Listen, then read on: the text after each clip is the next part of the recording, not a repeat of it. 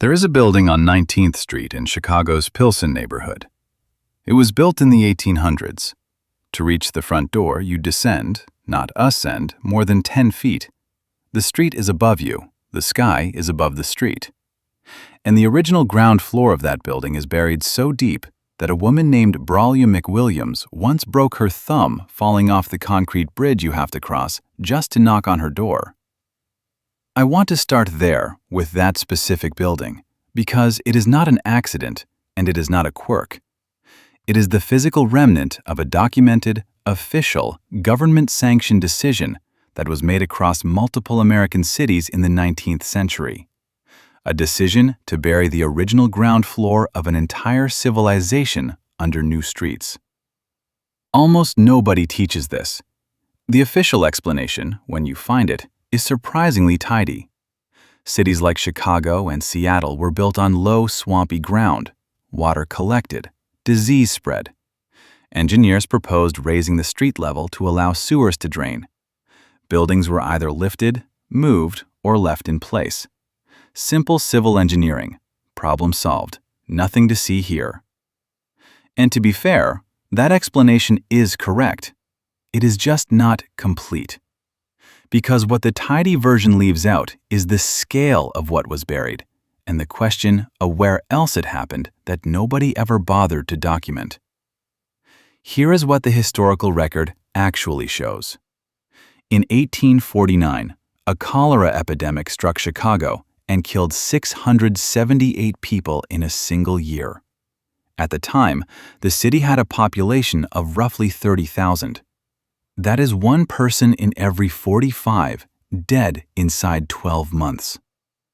Then it happened again in 1850, then again in 1854, and that year, the disease killed 1 in every 20 residents of the city. 1 in 20. Not a statistical abstraction. 1 in 20 of the people sitting next to you at church. 1 in 20 of the children in the schoolyard.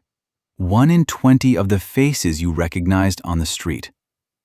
Chicago was drinking its own sewage. The city sat only 4 feet above Lake Michigan at its highest point, built on a marsh with no functioning drainage. When it rained, water pooled in the streets and mixed with waste. That mixture flowed toward the lake. The lake was the drinking water supply. The residents reported that when they turned on their water faucets, small fish sometimes came spurting out. The city's own newspaper recorded the joke that, when you opened the tap, you got chowder. It was the kind of joke people tell when the alternative is despair. In February 1855, the Illinois State Legislature created the Chicago Board of Sewerage Commissioners. The board hired a self-taught engineer from Baltimore named Ellis Sylvester Chesbrough. Chesbrough had left school at 9 years old after his father's business collapsed. He had no degree, no formal training, and no precedent for what he was about to propose. He had built the water system for the city of Boston and been named its first city engineer. He arrived in Chicago in December 1855, presented his plan to the board, and described something that had never been attempted at that scale anywhere on Earth. He was going to raise the city. The logic was straightforward. You cannot build gravity-fed sewers in a city that is flat. Water has nowhere to go unless the streets slope. The streets cannot slope if they are already at lake level. Therefore, and this is the part I keep returning to, you raise the streets. All of them. And then you raise the buildings on top of them. Chesbrough's plan called for raising Chicago's street grade as much as 14 feet in some areas. He presented his proposal on December 31, 1855, and the board approved it. Chicago's downtown was about to be physically lifted into the air, 1 inch at a time. In January 1858, the first masonry building in the city was lifted. A 4-story, 750-ton brick structure at the corner of Randolph and Dearborn Streets.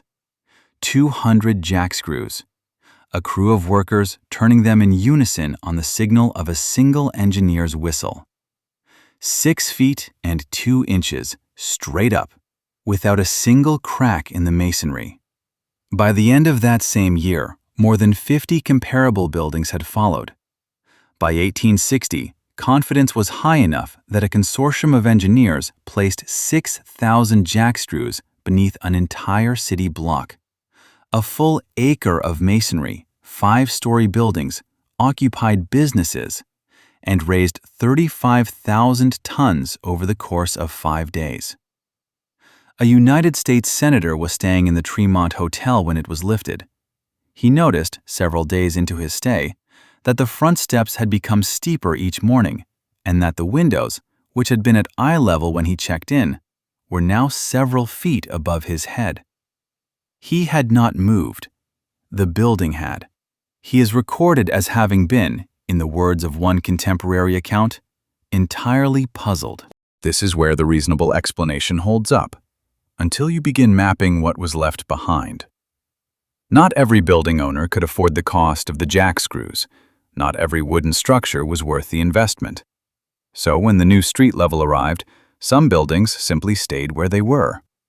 The city paved the road above them, paved the sidewalk above their original entrances, cut new doors into what had been second-floor windows because that was now the level of the street. And the original ground floor, with its original door frame, its original walls, its original floor, sat in the dark beneath the new city. It did not collapse. It did not decompose. It simply waited, sealed under the new ground, while the world above it forgot it had ever been there. It is still there. In Chicago's Pilsen neighborhood, Bridgeport, back of the yards, and parts of South Chicago, you can find these buildings today. Braulia McWilliams, who has lived in Pilsen since the 1970s, has a building on 19th Street that sits over 10 feet below street level. There is a drawbridge-like slab of concrete to reach her front door. She has fallen twice navigating it. She broke a thumb. Her building was constructed in the 1800s to service a nearby railroad. The railroad is gone. The street is 10 feet above, and the original ground floor of that building is still there beneath her, completely intact, part of the permanent buried layer of a city that doesn't talk about what it buried. Now, I need to stop here and address something directly, because this topic has a shadow version online that I think is worth confronting.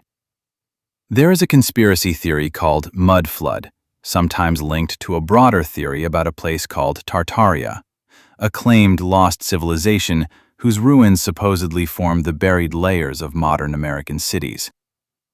The theory circulates on YouTube and social media through photographs of buildings with bricked-up basement windows, sunken entrances, and half-buried facades, presented as evidence that these structures were not built at the grade level they now occupy.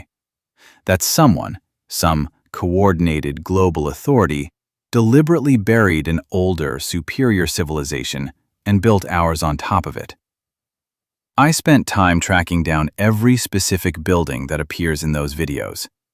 Every single one has a documented municipal record, a sewer ordinance, a grade-raising contract, a city council resolution, a newspaper account from the period of construction that explains exactly when the street was raised above it and why. The Tartaria theory collapses the moment you open an archive. The buildings were not buried by a conspiracy. They were buried by a sanitation crisis, a self-taught engineer, and thousands of men turning jackscrews in the mud. But here is what I keep returning to, and why I think debunking that theory does not end the conversation. The conspiracy crowd is not wrong about what they are looking at. They are wrong about the explanation. There are buried first floors in American cities. The streets were raised. The original entrances are underground. That physical observation is completely accurate.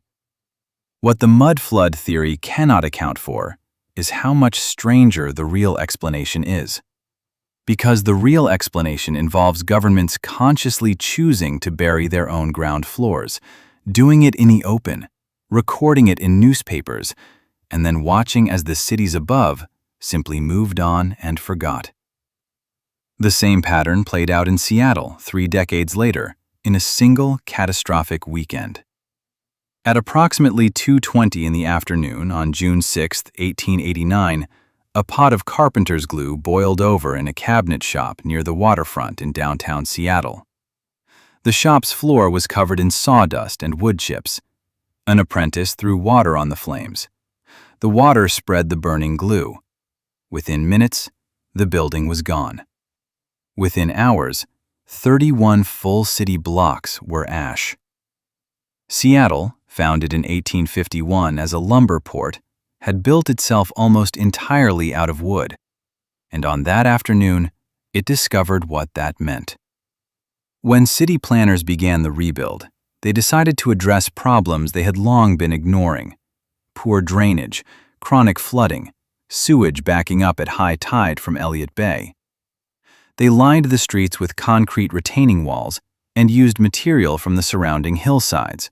The Denny Hills were sluiced down with water, the gravel washed between the walls, raising Seattle's new streets between 12 and 30 feet above the original ground level. 30 feet. That is the height of a full 3-story building, simply absorbed into what became the new ground. Merchants who had survived the fire and begun rebuilding immediately found themselves in an impossible situation. They had constructed new buildings at the original street level, only to discover that the city was now paving new roads 1 to 2 full stories above their front doors. For several years, pedestrians climbed ladders between the new street level and the submerged shop entrances below. When the new sidewalks were finally completed, building owners simply moved their commerce up to the second floor, which was now the first, and left the original ground floor sealed beneath the new pavement. The abandoned level became storage. Then it became a refuge for people with nowhere else to go: flop houses, opium dens, gambling halls.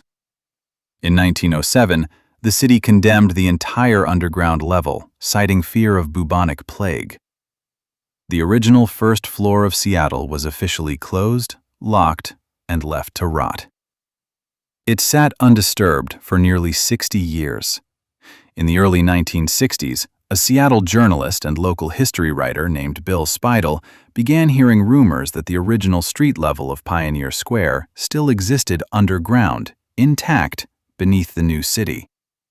Speidel had been working on a campaign to preserve the then deteriorating Pioneer Square neighborhood and thought the underground might help build public support. He recruited researchers and went looking. What they found was that the rumors were accurate.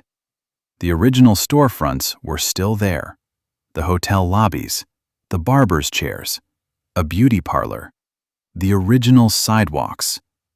All of it sitting in the dark, 12 feet below the streets of a city that had forgotten it existed. Speidel opened his first formal underground tour in May 1965. Within a year, 15,000 people had descended into Seattle's original ground floor. In 1969, the neighborhood above it was designated a National Historic District. The tour runs to this day. Now, let me compress what the documentary record shows, because when you lay it out chronologically, something in the accumulation of it starts to feel like a question. In 1849, cholera kills 1 in 45 Chicagoans.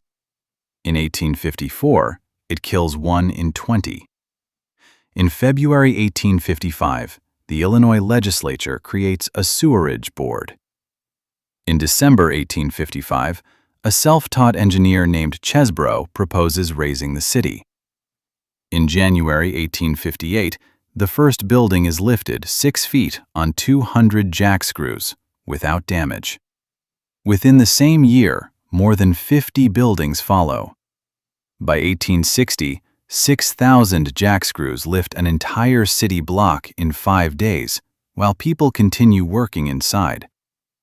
Through the 1860s and 1870s, Chicago's streets rise as much as 14 feet, with buildings that weren't lifted simply absorbed into the new grade, their original ground floors sealed permanently underground. In June 1889, Seattle burns. Within years, its streets rise 12 to 30 feet. The original first floor is sealed, condemned in 1907, forgotten for half a century. In 1965, a journalist goes underground with a flashlight and finds a city no one was looking for. The buried city was not hidden. It was simply paved over and then ignored. And that is the part I cannot resolve. Chicago and Seattle both left physical evidence that survived. Chicago because its residential neighborhoods outlasted the 1871 fire. Seattle because Bill Speidel was stubborn enough to go looking. Both cities were large enough, dramatic enough, to generate newspaper coverage, engineering society records, academic papers, guided tours. Both produced enough documentation that the buried floors have a story we can trace. But think about what it would take for a buried first floor to go unrecorded. A city raises its streets 4 feet, not 14. There is no famous fire. There is no famous engineer. The local newspaper covers it briefly and moves on. The buildings that couldn't be lifted have their entrances sealed, their original windows bricked over, their first floors reclassified as storage or crawl space in whatever municipal record still exists. The people who remember it die. Their grandchildren don't ask. And 150 years later, someone finds a half-buried window on an old building in a neighborhood that never had an underground tour. And they have absolutely no way to know what it was. If you walk the sidewalks of Seattle's Pioneer Square today and look down in exactly the right places, you can still see them. Small panes of glass embedded in the concrete pavement, turned purple by a century of ultraviolet exposure. They are called vault lights, and they were installed in the 1890s to let daylight reach the underground storefronts below. The original first floors of buildings that were still trying to do business while the new street was being built above them. The glass has been purple for 100 years. People walk over it every day without knowing what it was put there to illuminate. Bralia McWilliams crosses a concrete bridge every time she leaves her house. She has fallen twice. She broke a thumb. The street is 10 feet above her door. And somewhere below both of them is a floor that nobody walks on anymore, that nobody has walked on in 150 years, that used to be where people entered the world. What I keep coming back to is not the cities we know about, it is the ones we don't. The cities that raised their streets 2 feet or 4 feet or 6 feet without a Chesborough, without a fire, without a Speidel to go looking afterward. The cities where the buried floor is still down there, still intact, categorized as basement or utility space, or simply sealed behind a wall that no one has thought to open. How many original ground floors are still under American cities that have never been named, never been toured, never been written about in a newspaper or argued over in an academic paper? That is not a question I can answer, and I'm not sure anyone can.